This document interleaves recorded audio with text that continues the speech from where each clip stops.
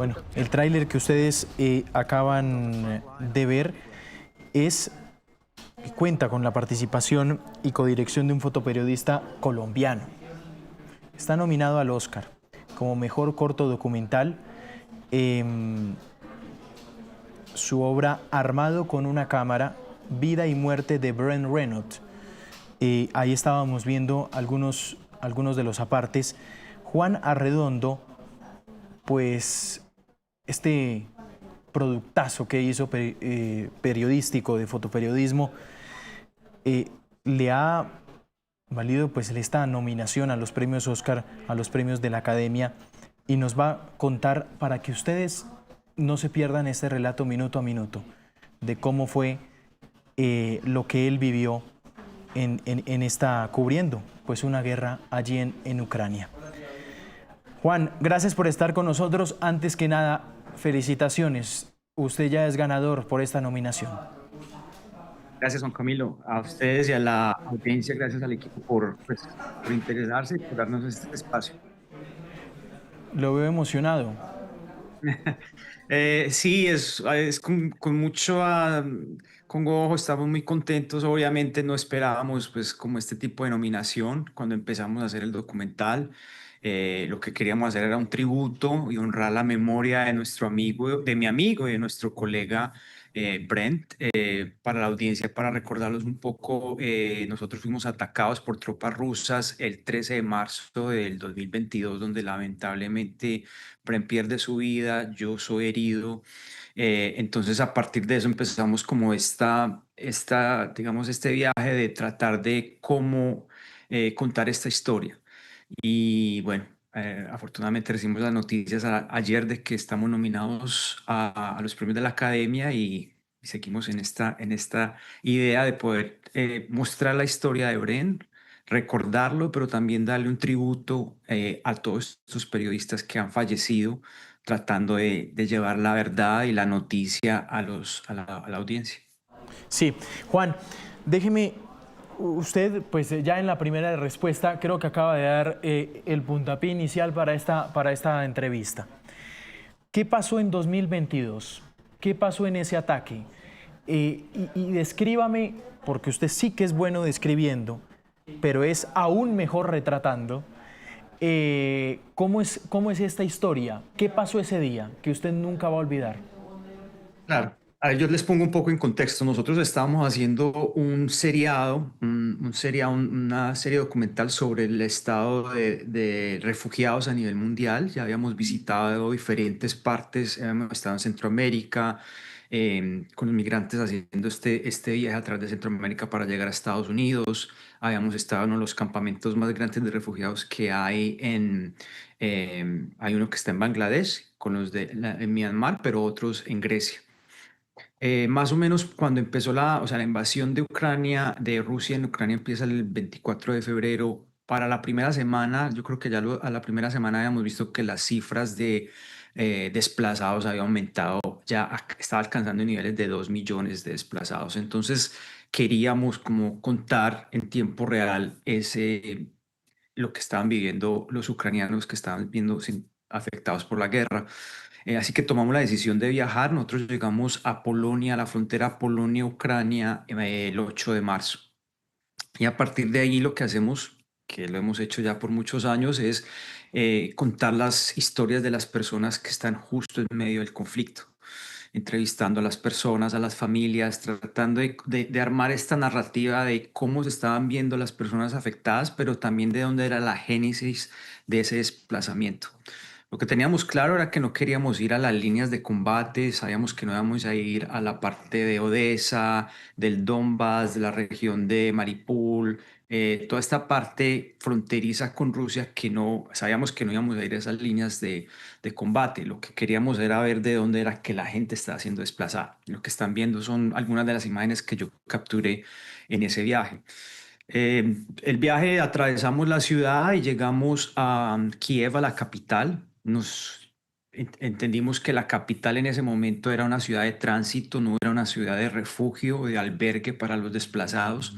Entonces la gente estaba siendo evacuada de una manera rápida, eficiente, en trenes, en buses. Los que tenían autos podían conducir hacia el este, ya que la Unión Europea les estaba dando refugio y asilo a muchos de los ucranianos. Entendimos que la historia era a las afueras de Kiev, en unas localidades que se llaman Irpin y Bucha.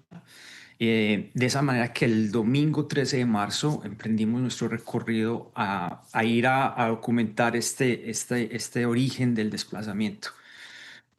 Más o menos a eso de las 12:30, entre 12:30 y una, nosotros, pues por motivos de militares, los ucranianos decidieron bombardear y destruir algunas de las conexiones a la capital para proteger la capital de más invasión rusa.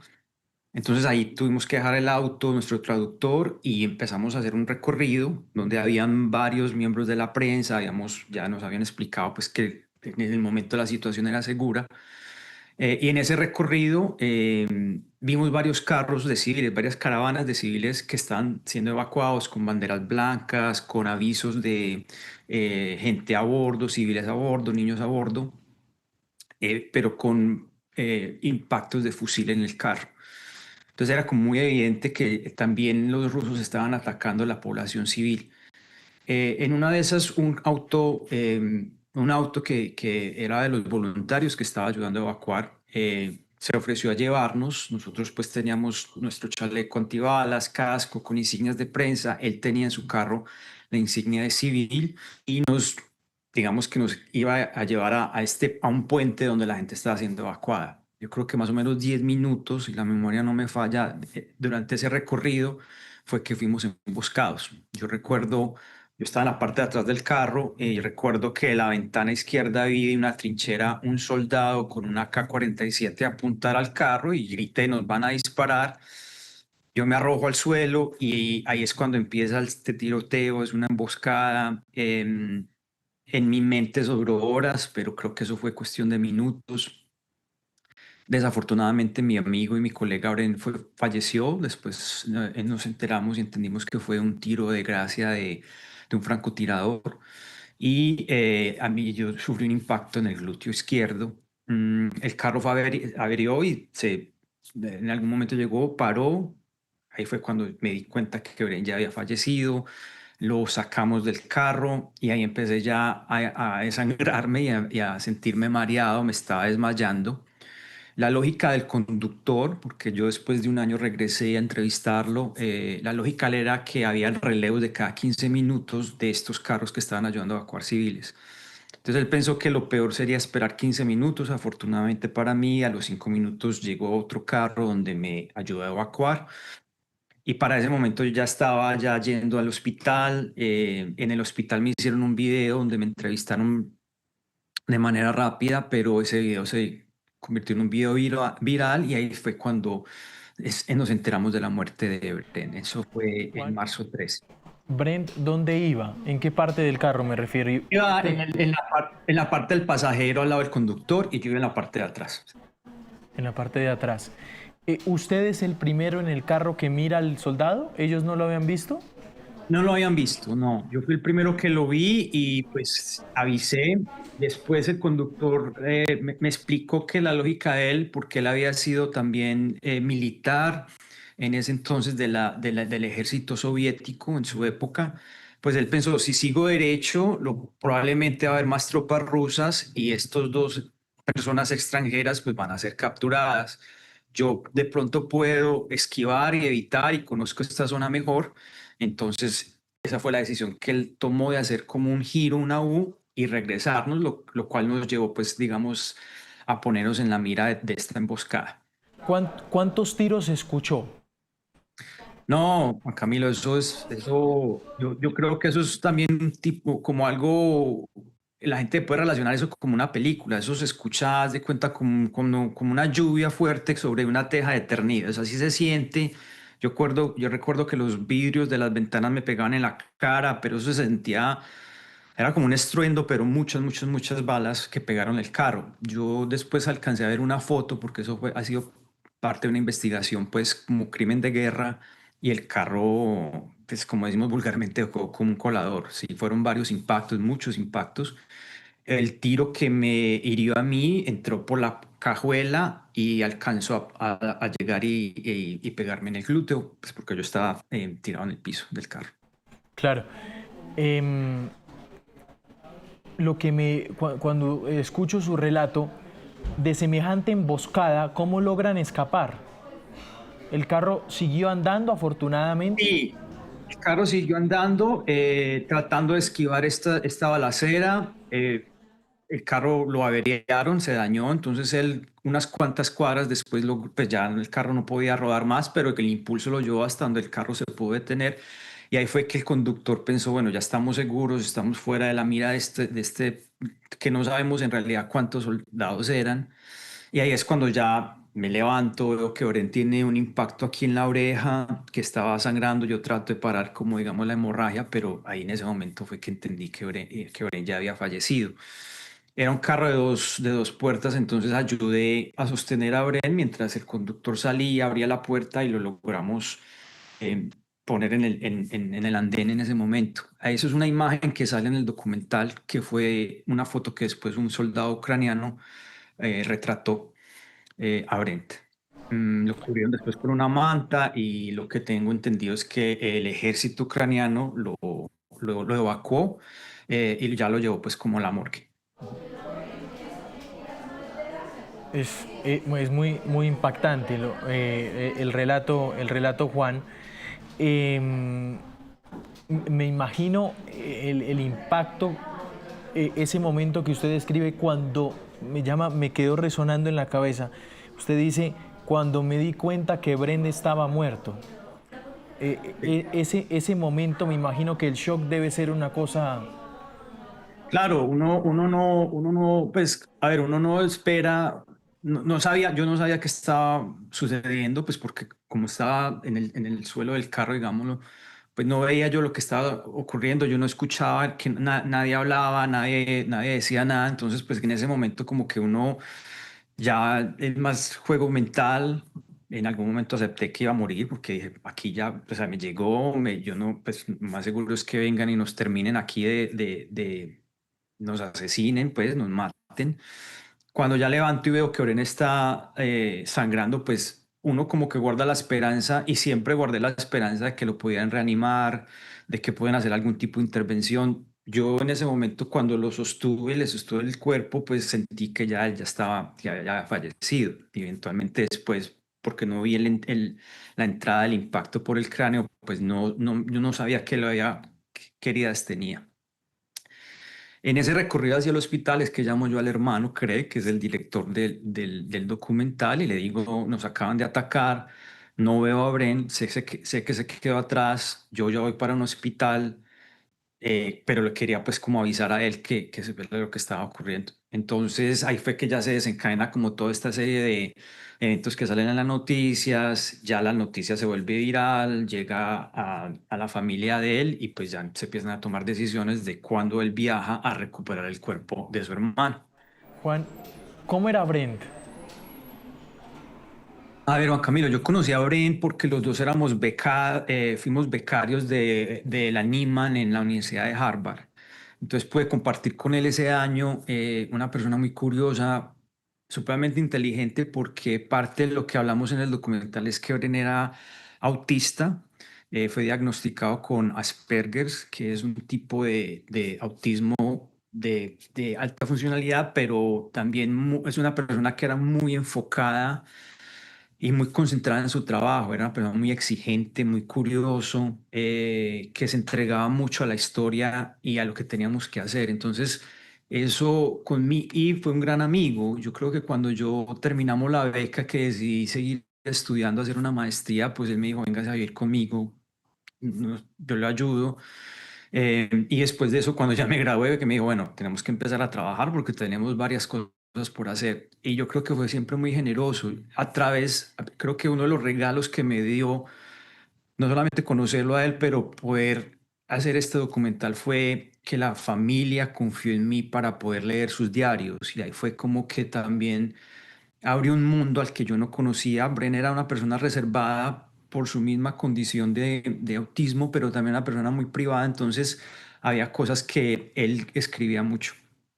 Sí. entonces pude tener la oportunidad de poder leer estos diarios y buscar cuál era la mejor estructura y ayudar al hermano a pensar cuál era la mejor estructura que podíamos hacer para hacer este documental. Eh, ¿En qué momento sale esa idea después de semejante hecho? Y dicen, no, no sé, tal vez la mejor forma de hacerle un homenaje es, bueno, semejante documental, que mire ya dónde va, Juan. A ver, Juan Camilo, la idea yo creo que nació desde el mismo momento que nos ocurrió. Yo creo que para la audiencia y de pronto para muchas personas es difícil de pronto entender que nosotros ya estamos como que es innato en nosotros, ya estamos entrenados a veces grabarnos. Yo empecé a hacer correos de voz como para recordarle lo que estaba ocurriendo, también tener como un tipo de historial de lo que yo estaba viendo. Había momentos en que yo grababa porque estaba sedado, entonces quería también tener como memoria de lo que estaba ocurriendo. El hermano, lo primero, de las primeras cosas que hizo fue empacar una cámara porque él dijo, yo, pues esto lo tenemos que grabar.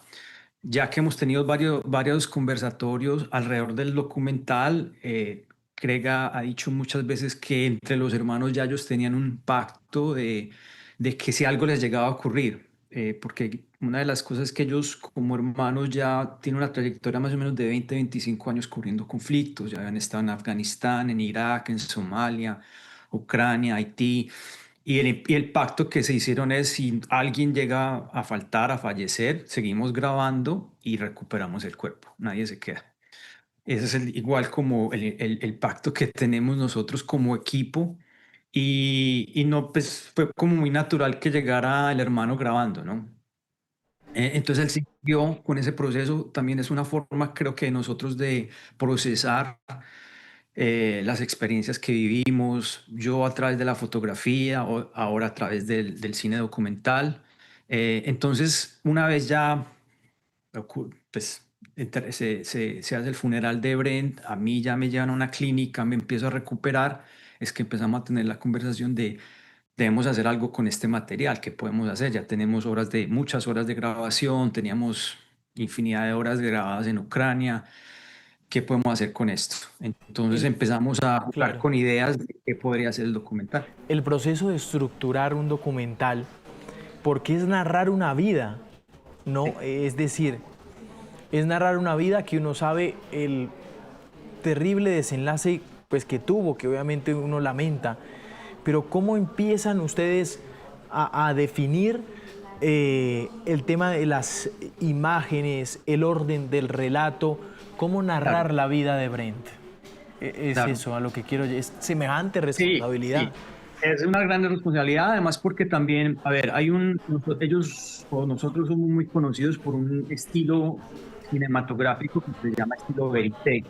El estilo verité hacía rasgos grandes, pues nosotros nunca planeamos una escena, no le decimos a la gente qué tiene que decir, hacemos muy pocas entrevistas, lo que hacemos es observar y dejar que la acción se vaya desarrollando enfrente de la cámara, lo cual requiere muchas horas, lo cual requiere muchas horas de grabación, lo que requiere visitar constantemente el mismo personaje, las mismas situaciones.